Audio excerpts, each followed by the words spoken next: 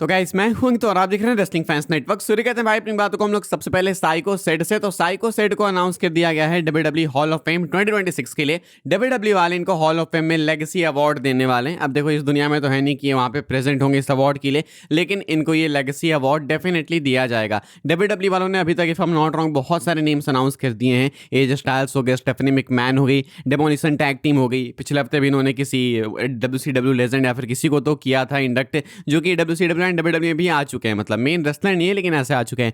And अब इनका भी नाम ऐड हो चुका है, यानी कि साइको सेड का, सेड यूडी का रियल नेम ऐड हो चुका है हॉल ऑफ फेम के लिए। मुझे लगता है अब मैक्सिमम एक और किसी को अनाउंस करेंगे, इससे ज़्यादा कोई अनाउंस होने नहीं वाला है। मेन अपने AJ Styles and Stephanie McMahon ही है। इनके अराउंड ही जो शो है वो सेंटर्ड होगा एंड इनके ही स्पीच के लिए लोग मेनली आने वाले हैं। एंड रेसलमेनिया से पहले हमेशा की तरह हॉल ऑफ फेम होने वाला है स्मैकडाउन के बाद। तो जो भी कुछ होगा हम लोग उसकी बात उस टाइम पे करेंगे। आगे बढ़ते हैं भाई, बात करते हैं। हम लोग जानते हैं कि आखिर मंडे नाइट रॉ के बाद क्या हुआ। मंडे नाइट रॉ के एंड में हमने देखा कि रोमन रेंज पुराने वाले वापस आ गए एंड बहुत ही ब्रूटली डिस्ट्रॉय कर दिया सीएम पंक को। अनाउंसर्स टेबल पे उनको पावर बॉम्ब भी दे मारा एंड उसके बाद रोमन रेंज वहां से गए। लेकिन सीएम पंक के चेहरे पे स्माइल्स थी, बिकॉज सीएम पंक ने ये प्रूव कर दिया था कि रोमन अकेले कुछ भी नहीं कर सकते, उनको ब्लड लाइन की नीड होती है। हालांकि अटैक रोमन ने मोस्टली अकेले ही किया, लेकिन still blood line was the reason. Jey Jimmy के डिस्ट्रैक्शन के कारण ही ये हुआ। अब ऐसे में Roman Reigns and CM Punk के सेगमेंट के बाद क्या हुआ, मंडे नाइट रॉ खत्म होने पे मैं आपको दिखाता हूं। आप क्लिप देख सकते हो।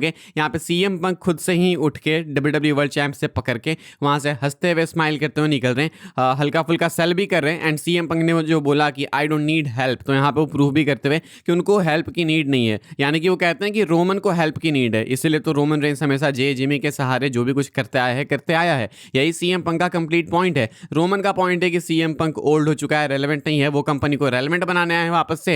एंड इनका पॉइंट है कि रोमन रेंज पार्ट टाइमर है, रोमन रेंज को हेल्प की नीड है, खुद के दम पे कुछ भी नहीं है। तो ये है इनकी मेन कहानी। फिलहाल सीएम पंक को अटैक किया रोमन रेंज ने मंडे नाइट रॉ के एंड में एंड कुछ इस तरीके से मंडे नाइट रॉ के बाद सीएम पंक निकलते हुए देखने को मिले। आगे बढ़ते हम लोग बात करते हैं भाई, अगली अपडेट कवर करते हैं। क्या डब्ल्यूडब्ल्यू वाले final boss great one the rock को रेसलमेनिया के लिए टीज कर रहे हैं। शायद आपने अभी तक ये चीज नोटिस कर ली होगी। आज डब्ल्यूडब्ल्यू का एक बैकस्टेज सेगमेंट हुआ एलए नाइट ऊसोज के बीच में, जहां पे देखने को मिले हमें पीछे रॉक, मतलब प्रोडक्शन ट्रक पे पीछे ट्रक पे रॉक देखने को मिले थे। एंड इससे पहले ये चीज साल 2024 में हुई थी, शायद आपको याद भी होगी। उस टाइम पे हमने देखा था कि साल 2024 में ट्रक पे stone cold and John Cena देखने को मिले थे जब रॉक अटैक कर रहे थे कोडी रोड्स पे। Later we got to know at WrestleMania कि जॉन सीना एक्चुअली में अपीयर हो गया एंड स्टोन कोल्ड भी होने वाले थे। जब ये प्रोडक्शन ट्रक पे इन्होंने दिखाया था तो उस टाइम स्टोन कोल्ड भी प्लान थे, लेकिन बाद में प्लान्स चेंज हो गए तो अंडरटेकर से रिप्लेस कर दिया गया। मतलब कि पिछले टाइम डब्ल्यूडब्ल्यू ने प्रोडक्शन ट्रक पे जिन दो सुपरस्टार्स को डाला था वो दोनों ही सुपरस्टार्स प्लान थे रेसलमेनिया के लिए।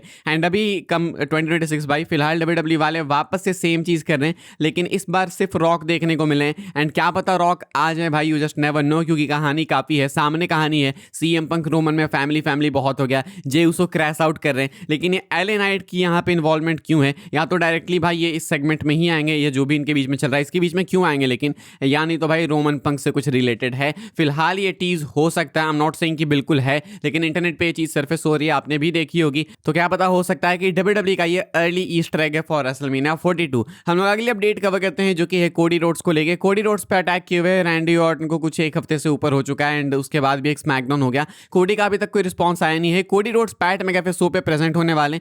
वेडनेसडे की टाइमिंग बताई गई है जो कि इंडिया के अकॉर्डिंग मुझे लगता है वेडनेसडे नाइट हो जाएगी, कुछ 10 PM या 11 PM के आसपास। जब भी होगी मैं आपको बता दूंगा। कोडी रोड्स पैट मैकएफे शो पे आने वाले हैं एंड वो आके एड्रेस करने वाले हैं रैंडी ऑर्टन के किए हुए अटैक को पहली बार। लेकिन इसके बाद भी कोडी रोड्स स्मैकडाउन में आपको देखने को मिलेंगे। बट कोडी रोड्स आखिर कैसा कैरेक्टर प्ले करने वाले, इसको लेकर अपडेट निकल के सामने आई है। एंड सेल्फ मेड पीडब्ल्यू का कहना है कि the direction for Cody Rhodes when he returns on TV this week for the rest of this build with Randy Orton will be to fight fire with fire. The edge Randy is showing right now in this build, Cody is going to show a similar edge to combat it, not the regular Cody. तो कहना है इस update के अंदर कि जो Cody के लिए on the road to Mania direction होने वाली है वो ऐसी नहीं होने वाली कि वो बिल्कुल प्योर बेबी फेस हैं, वो रोने वाले प्रोमोज कट कर रहे हैं एंड सिंपैथी ले रहे हैं, कह रहे हैं कि तुमने गलत किया। ये कोडी नहीं होने वाला। ये कोडी रेगुलर कोडी नहीं होगा। ये जो कोडी होगा वो रैंडी ऑर्टन को उसी तरीके से फेस करने आने वाला जिस तरीके से रैंडी ऑर्टन ने कोडी पर अटैक किया। यानी कि रैंडी ऑर्टन को कोडी रोड्स उनके ही अंदाज में जवाब देना चाहेंगे, यानी कि लोहे को लोहा काटने वाली बात है। फिलहाल सेल्फ मेड पीडब्ल्यू की इस अपडेट का यही कुछ कहना है। एक मेजर अपडेट है, मैं चाहता हूं कि ऐसे वाले ही कोडी दिखाएं। आई थिंक ऐसा नहीं है कि पहली बार होगा, इससे पहले भी कोडी ने ये वाली साइड मल्टीपल टाइम्स दिखा रखी है। रेसलमेनिया रेसलमेनिया 39 से पहले जॉन सीना के फ्यूड के टाइम पे। तो कोडी ऐसा कर चुके हैं पहले भी, ये कोडी अभी भी कर सकता है। And to be very honest मुझे लगता है कि कोडी रोड्स ये चीज़ बहुत अच्छे से कर सकते हैं। फिलहाल कोडी रोड्स एक्सपेक्टेड है कि वो रैंडी ऑर्टन की तरह ही जवाब देंगे। तो देखना होगा स्मैकडाउन में क्या केओस मचता है। हम लोग अगली अपडेट कवर करते हैं जो कि विमेंस टैग टाइटल्स को लेकर फटाक से 22 को लेकर अपडेट है। प्लान्स क्या है मैं आपको बता देता हूँ विमेंस टैग टाइटल्स को लेकर for WrestleMania.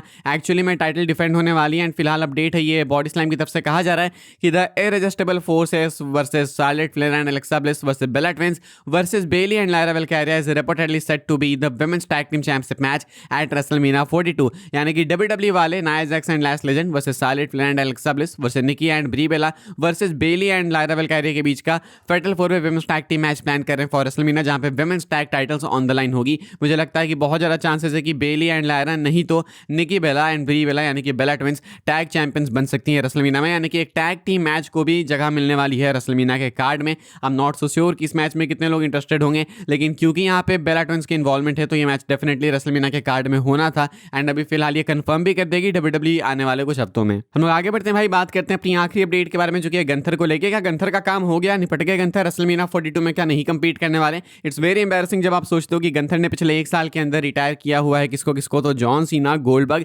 And AJ Styles को। एंड अभी एक साल भी ढंग से कंप्लीट नहीं हुए हैं, अभी बहुत टाइम बाकी है। ऐसे में गंथर रेसलमेनिया में किसको फेस करेंगे सबका क्वेश्चन था। काफियों को लगता था शायद हो सकता है ब्रेकर हो, ओबा फेमी हो, लेसनर हो, लेकिन तीनों में से कोई नहीं होने वाला। तीनों की अलग अलग फ्यूड चल रही है। ओबा लेसनर आपस में इन्वॉल्व हैं, लेसनर उनको फेस करेंगे रेसलमेनिया में। एंड अगर ब्रेकर इधर आ भी जाते हैं कि तो वो सेथ के लिए जाएंगे। क्या करेंगे भाई गंथर ऐसे में? तो गंथर रे मिस्टीरियो को फेस करने वाले थे but Rey Mysterio is now injured. तो अब क्या किया जाए? अब WWE के पास कोई ऑप्शन नहीं है। WWE वाले होप कर रहे हैं, वेट कर रहे हैं कि वापस आ जाए रे मिस्टीरियो। डिसअपॉइंटिंग चीज ये है कि पिछले 2 हफ्ते से गंथर देखने को भी नहीं मिले मंडे नाइट रॉ में। लाइक मीना के लिए कोई प्लान्स नहीं है, ठीक है, लेकिन WWE वाले बिल्कुल चांस भी नहीं ले रहे कि इनको रेसलमेनिया से पहले दिखाएं टीवी पे। पिछले हफ्ते भी ये नहीं थे मंडे नाइट रॉ में एंड इस हफ्ते भी नहीं थे। एंड यहाँ पे हम लोग उस सुपरस्टार की बात करें जो कि कंपनी को लीड करने वाला था रिटायर करने के बाद, John Cena, AJ Styles and Goldberg को। वो पिछले 2 हफ्ते से मंडे नाइट रॉ पे अवेलेबल भी नहीं है, वो भी रोड टू मेनिया पे। तो फिलहाल बहुत ही सिचुएशन बेकार है गंथर की। इसको लेके कोई और अपडेट आएगी तो मैं आपको बताऊंगा। बाय द वे लेसनर का एक न्यू इंटरव्यू आउट हुआ है